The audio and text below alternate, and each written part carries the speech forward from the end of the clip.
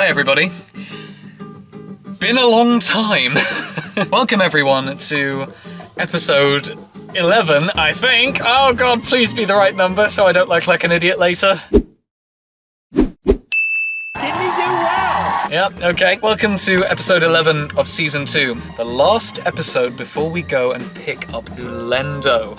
Ulendo is almost done. I know that in a previous episode I said he's finished to a lot of my friends, and that's because the majority of the rust was done. But now, it's getting really, really good. So now, Ulendo's been painted. I just got word, yeah! I just got word the other day that Ulendo has been painted in his beautiful original beige, and I'm so excited! It's almost done! I've had a really hard time of it. Just working flat out, earning every penny just so I can put it back into Ulendo. And he's worth it. He's completely worth it. He's currently in his beige paint. I think they may have a couple more coats to do or something like that. I don't know. But he's pretty much all painted up and, ready to roll.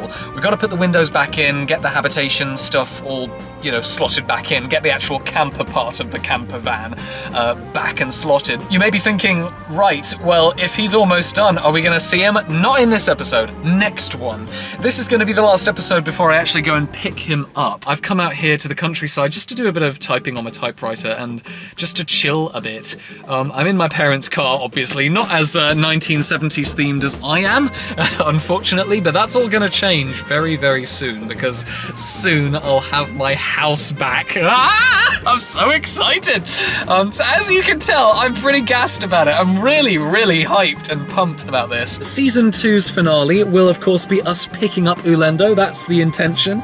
And Season 3, just wait until you see what I've got planned. I've got a lot of stuff planned once he comes back. So, in the meantime, I thought, why not show you the boring stuff that no one else would ever film when preparing for camper van living? To me, I don't know why, but I always find the more interesting thing the preparation beforehand, not the young people going and being wonderfully privileged and travelling around in their lovely Mercedes Sprinter. No, I find the more interesting part how they downsize their life and how they downgrade everything before they move into a vehicle. So, long story short, I'm going to be preparing. It's time to prepare for living in Ulendo, because he's coming back in the next 2 months, and although most of the stuff that's going in him is sorted, the rest of the collection is still way too spread out. So, let's see what we can do about packing it all in. And now on BBC One, the world's first 1970s van life series, Charting Course.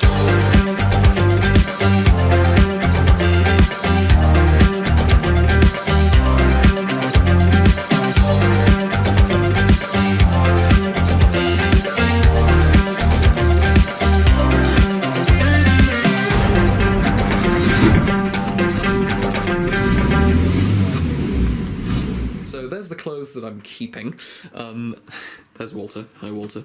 And here's my mum and dad's lovely room. Every single time I do a clear out, this is the result. Loads and loads of stuff filling my giant parents' double bedroom to the absolute brim. It used to be a lot worse than this. There used to be loads of TVs and games consoles. This whole bed would not have a single inch that you could see of it left. But now, I've dialed it back a bit and a lot of it's in the loft. Yeah, this is going to be quite exciting. I'm finally starting to do the kind of big clear out and big sort out before moving into a camper van full time. This is just...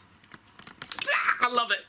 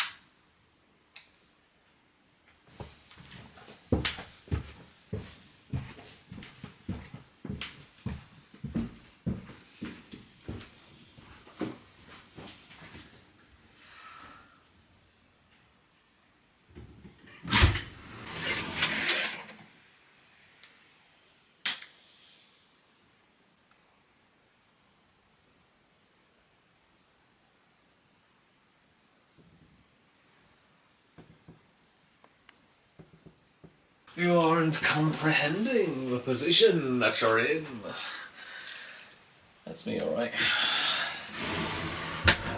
Here we are in the midst of chaos.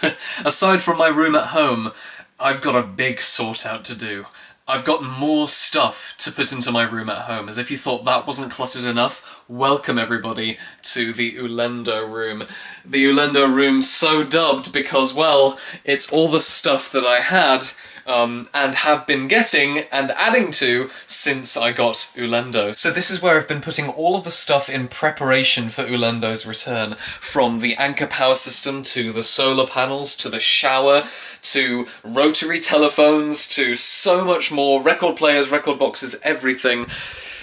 It's all in here, so I'm doing this big sort out today to attempt to figure out what I actually need and what I don't, because as you can see, there's a lot of stuff. This is going to be kind of a fun trip down memory lane almost, being able to come in here and look over all this stuff, so wish me luck.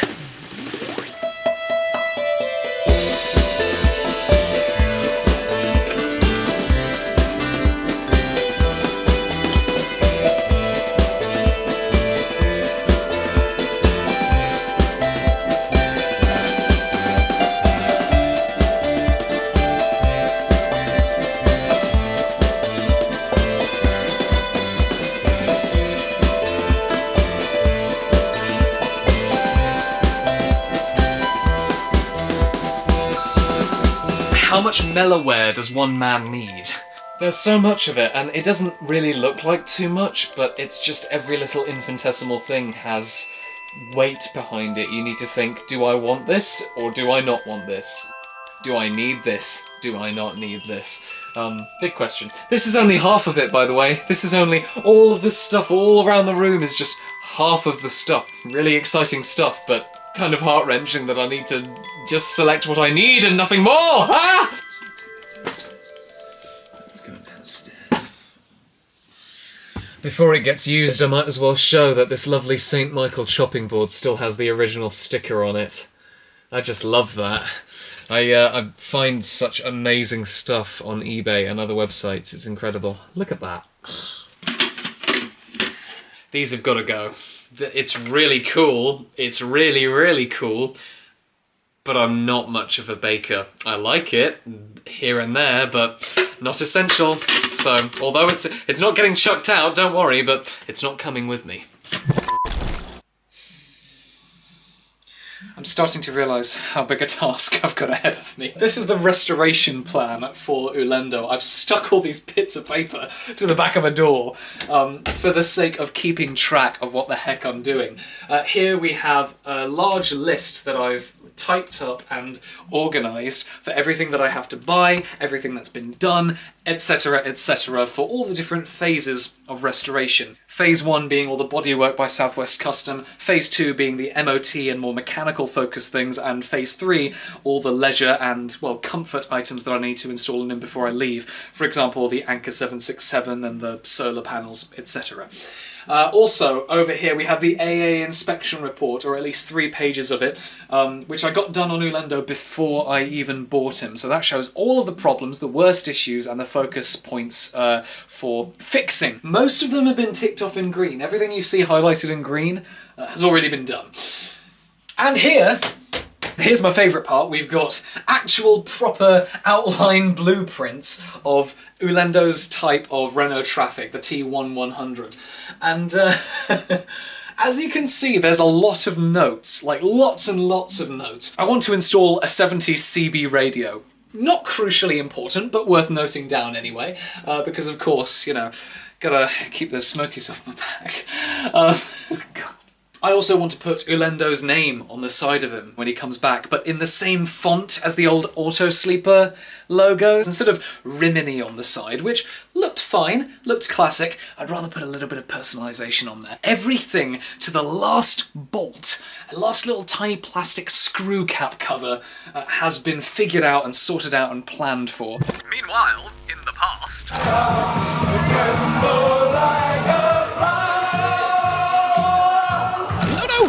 footage! Oh god! It's December of 2023. Look at this TV though. Ooh, how pretty. Wood grain, giant dials, yes. So everybody, hi. It's December of 2023. We're finally up to date and the timeline is caught up. So all that backlog of episodes that was filmed about a year in advance, it's all over now. Everything's in real time, so be careful. But unfortunately, I've realized, oh my goodness, I can't power a 1970s television in a van, mobily, without some form of power, because, well, electrical items need electricity. Who knew? So of course, that means we've got to find some way of powering the Anker 767, which I've chosen as my main electrical system for Ulendo. And I think I've found a way, because it comes with built-in solar power capability. And here we have, yeah! The solar panels out on the lawn, attempting to suck in the solar from the completely wrong direction. Here is the Anker 767. You've all seen it before. This is going to be my electrical system, and at the moment,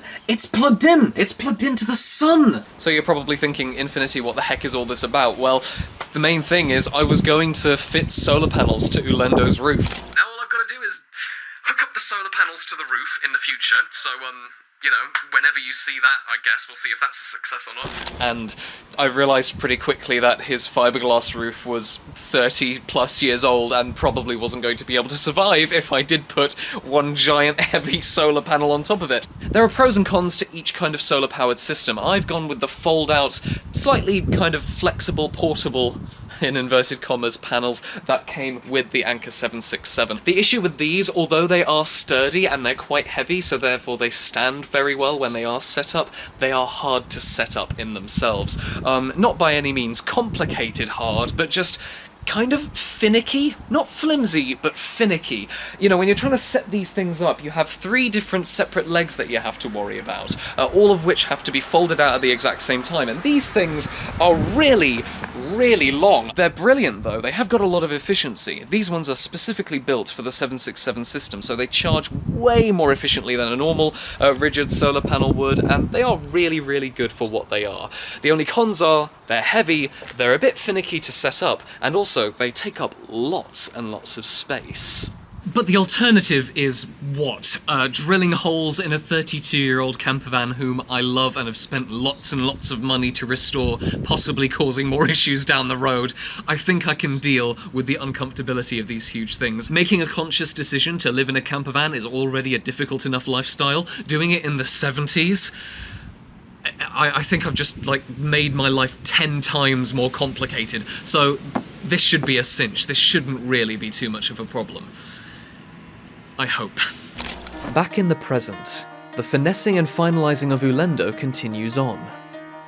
In the next few weeks, I'll be taking the last drive up that beautiful country lane before getting my fuel-powered friend back. There are countless other preparations and modifications to do before he's ready to hit the road, but for now, I'm just thrilled that I'll be able to do what I set out to do well over a year ago. To start off on a journey I've been dreaming of since I was 14. To travel and to live as if it's the 1970s. So, stay tuned. And now a quick look ahead to programmes tomorrow evening on BBC One. At 5:50, Jimmy Savile fixes it for some more Lucky Children. And then at 6:25, there's episode 2 of the new Doctor Who adventure, The Armageddon Factor. Saturday night at the movies at 6:50 is The Secret Invasion, a wartime adventure starring Stuart Granger. Comedy comes in the form of The Two Ronnies at 8:25, and then at 9:05, Starsky and Hutch. The news is at 9:55, and at 10:05, Match of the Day. Michael Parkinson's guests at 11:15 will be Lauren Bacall, Billy Connolly, and Jimmy Reed. Programmes tomorrow evening on BBC One.